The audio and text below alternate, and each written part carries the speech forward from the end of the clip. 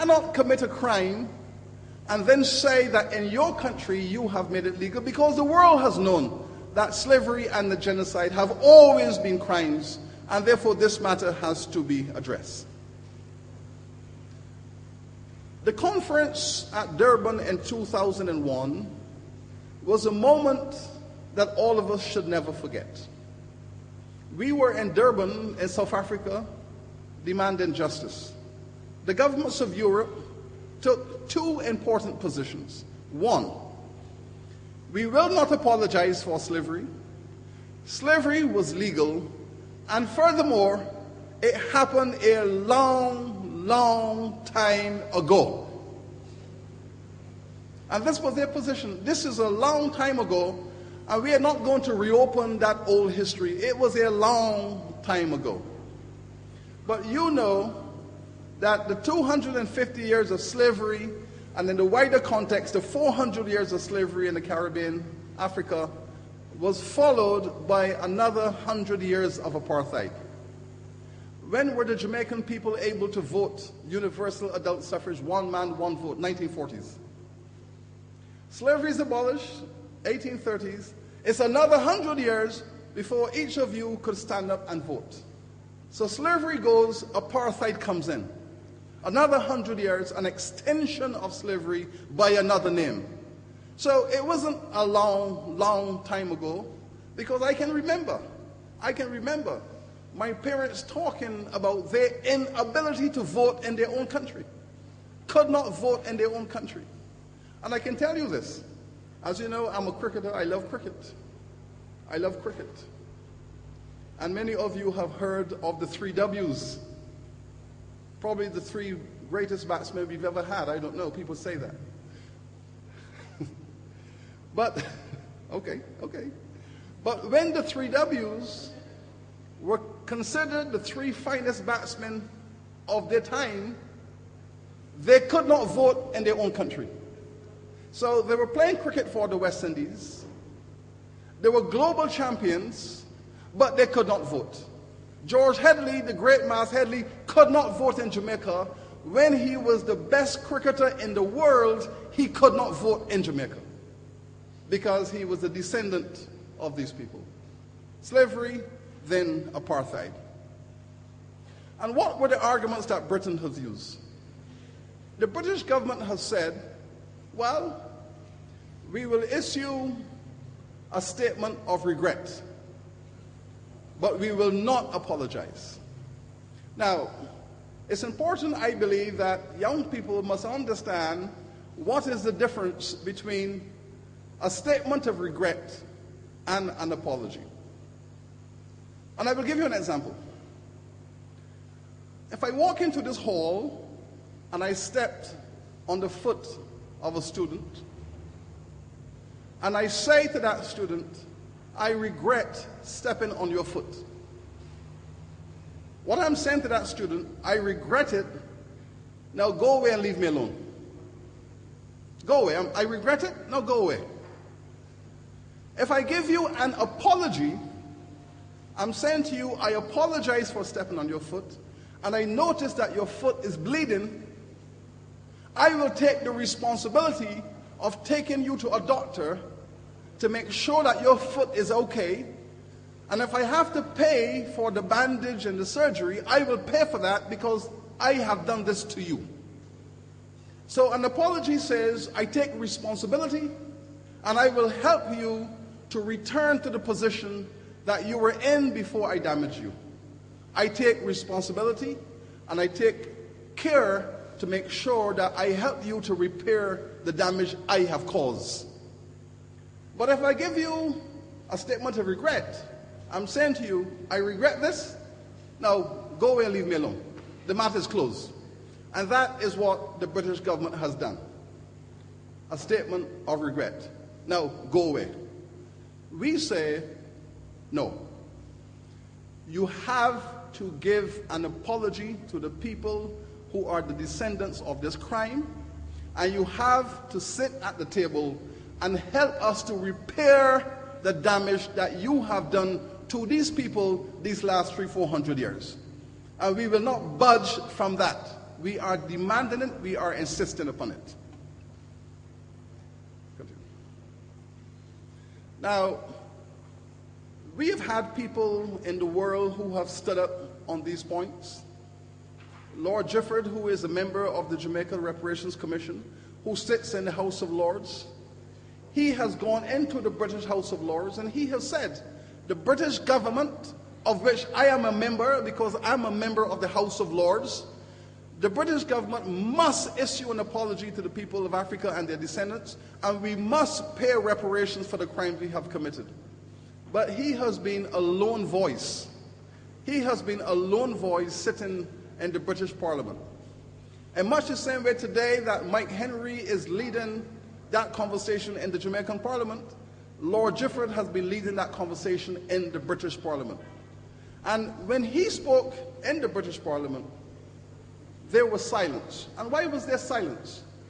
Because the vast majority of the members of the British House of Lords are the descendants of these slave owners. The vast majority of those persons sitting in the British House of Lords are the descendants of the beneficiaries of slavery. They have made their fortune out of slavery, and the slavery profits have passed down to them. And that is why they sit in the House of Lords in silence. So, what do you say about your responsibility for this moment? We can go deeper and deeper into this conversation. Take, for example, the issue of the crime against the African women.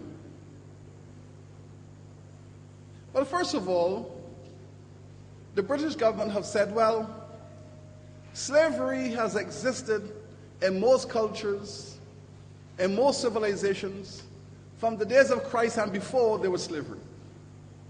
But the facts are that no race on this planet has endured the kind of slavery that was imposed upon the African peoples. You cannot use the word slavery loosely. What we experienced was something specific. It was called chattel slavery.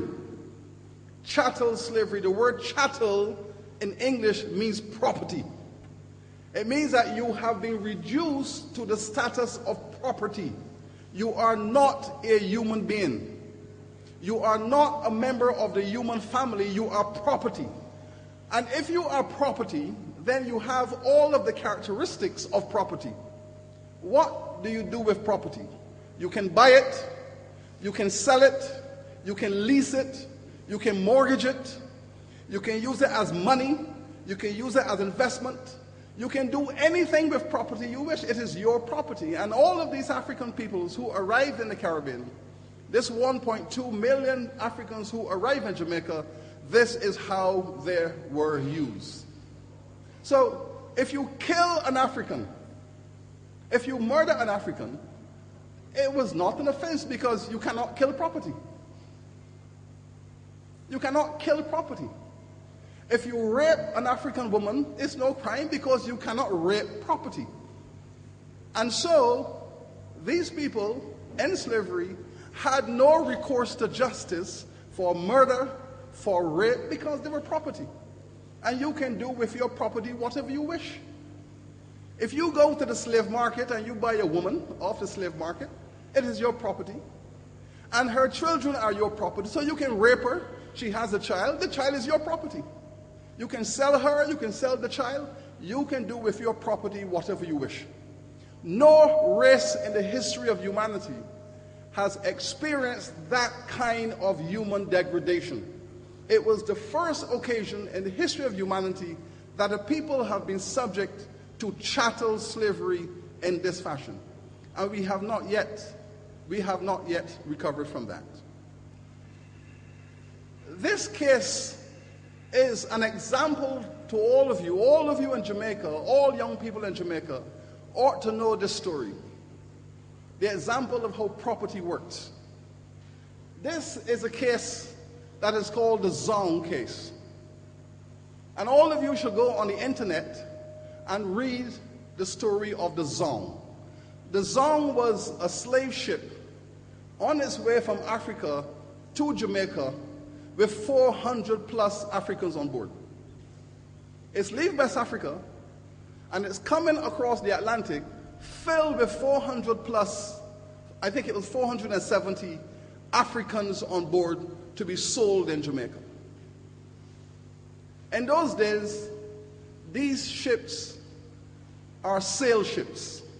The wind brings them across the Atlantic. You leave Africa, you pick up the wind, and you blow your way into the Caribbean. On average, it would take about 8 to 10 weeks for a slave ship to reach the Caribbean from West Africa. The captain of this ship, Mr. Collingwood, made some navigational errors. He missed the wind, and the ship stalled in the middle of the Atlantic. After weeks and weeks, the ship is stalled in the Atlantic. It is not moving.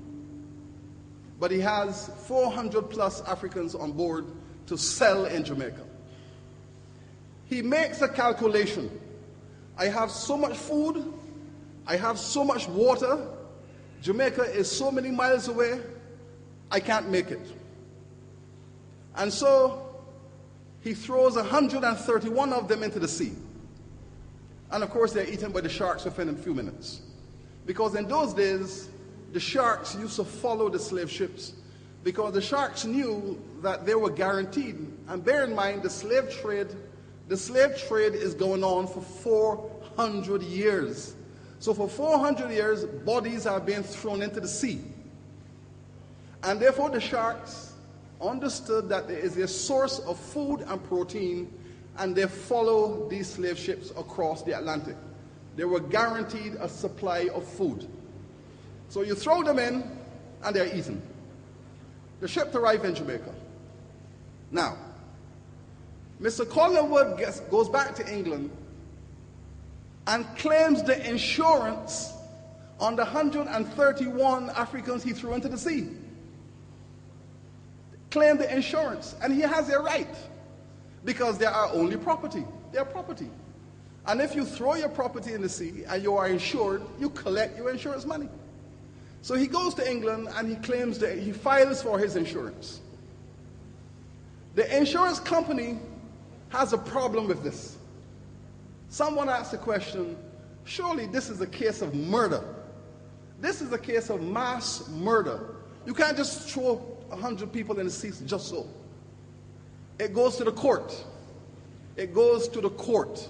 And the judge is going to decide whether this is a case of insurance or whether this is a case of cold-blooded mass murder.